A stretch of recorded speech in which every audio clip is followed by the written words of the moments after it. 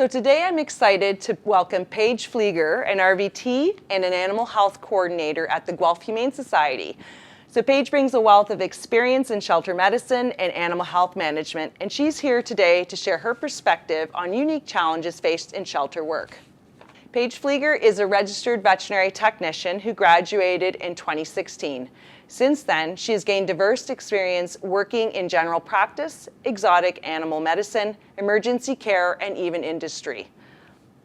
Currently, Paige is the animal health coordinator at the Guelph Humane Society, where she helps manage the medical care of shelter animals and supports a team dedicated to improving animal welfare in the community. She loves to learn and is always looking for new CE opportunities. She is passionate about animal welfare and loves sharing what she's learned with future RVTs as they start their own careers in veterinary medicine. So let's dive into today's topic.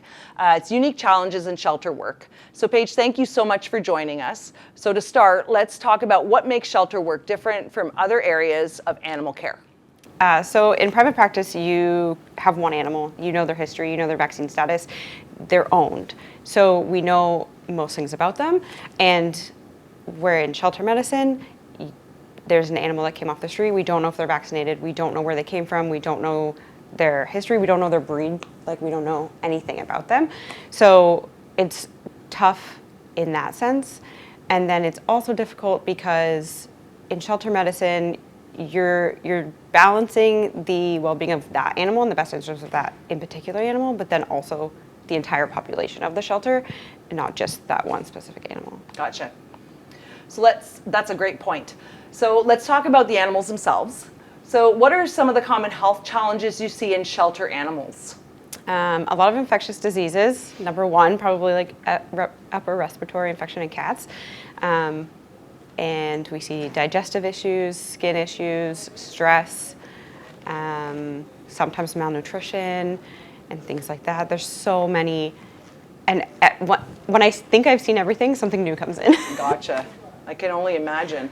So managing those issues must require fairly strong protocols. So how do shelters handle disease prevention and outbreak control? Protocols, very strong protocols. As soon as an animal comes in, we do an intake exam, we vaccinate them, we deworm them, we give them flea and tick prevention, and then when I do my initial intake exam, if I see anything that's out of the ordinary, I either start treatment, put them on the list for the vet day, maybe send them right to clinic if it's something severe, or chat with my manager and kind of come up with a plan for that animal. If it's something that I think could be contagious or infectious, I don't know, ringworm, for example, then we immediately isolate that animal. We have quarantine rooms.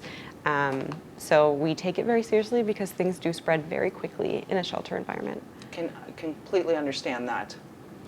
So now beyond medical care, there is an emotional side, as Definitely. I'm sure everybody can relate to. So what role does behavior assessments play in shelter work? It's pretty big. I work really closely with our behavior program coordinator. Especially with our dogs, we see a lot of stress. There's other dogs barking, they're next to dogs, they're in their run. I mean, our runs are pretty great. They have indoor-outdoor access. They're quite large, but it's still a stressful place. They don't know where they are. So we have our behavior program coordinator who does a behavior assessment on every single dog that comes in. So we can learn more about them, learn their triggers, what is stressing them out, or maybe just what we can do better to support them and their journey until that we can find them a new home. Oh, that's great. So speaking of challenges, resources are often limited in shelter medicine. So how do you manage care when resources like staffer funding are stretched thin? Teamwork and prioritization. So teamwork is huge. Sometimes we are short-staffed. That's every veterinary world. But sometimes we are short-staffed and we're busy, so we have to prioritize what is most urgent or what is, going to affect the shelter as a whole more. And we'll just have to jump from one thing to the other to take care of everything that needs to get done. We lean on each other pretty hard.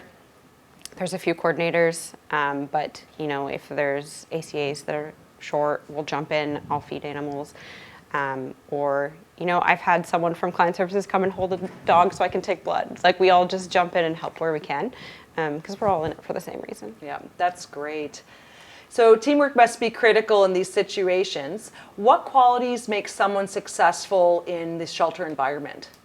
Adaptability, emotional resilience, big one, and just like a willingness to learn.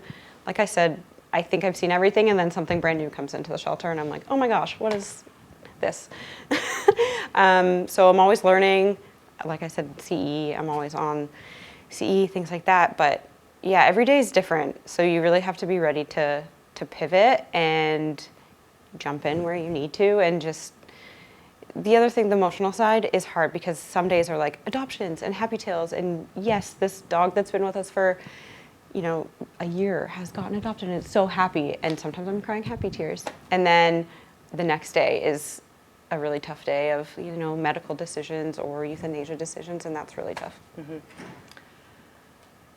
So for students that are considering shelter work, what should they know? So what advice would you give students that are preparing for a career in shelter medicine? Get yourself in the environment. Volunteer, shadow an RVT, become a foster parent, just kind of get in the environment and immerse yourself as much as you can.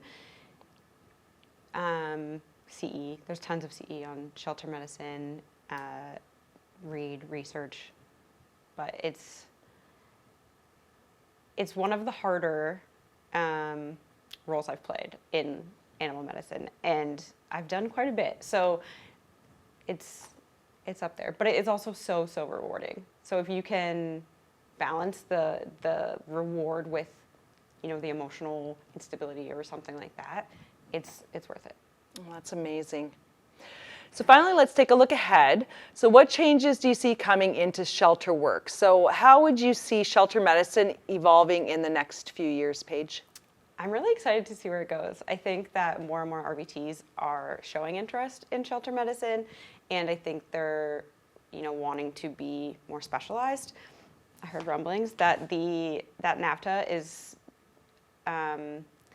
looking into making shelter medicine a VTS, which I think would be really cool, and I would be interested in taking that on myself. Mm-hmm. So that's really cool.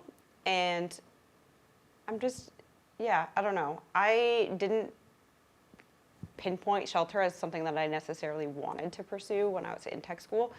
But it was always like one of the ones on the side, like, oh, that would be cool. And now that I'm in it, it's incredible. That's great. So everyone, thanks so much for joining us here on Animal Care Unleashed with Sonia. A huge thank you to Paige for sharing her experience and insights. Keep taking care and keep learning.